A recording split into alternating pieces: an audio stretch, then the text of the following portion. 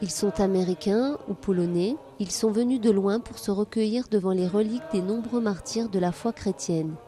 Victimes du communisme, du nazisme, du fanatisme, des souvenirs ayant appartenu à ces religieux ont trouvé leur place ici, à la basilique Saint-Bartholomé de Rome.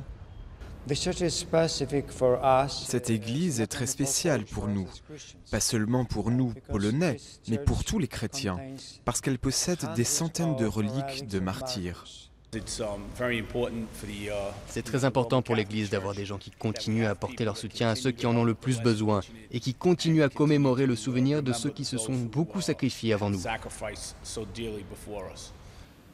L'idée, c'est Jean-Paul II qui l'a eue en 1993, dédier une église aux martyrs chrétiens, toutes confessions confondues, aussi bien catholiques que protestants, orthodoxes ou encore anglicans.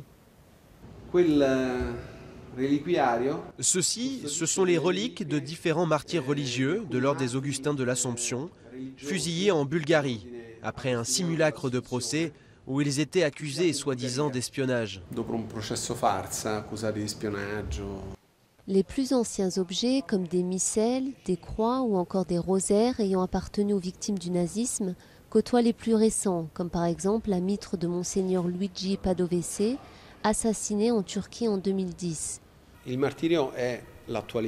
martyrs sont devenus l'actualité quotidienne de l'Église aujourd'hui.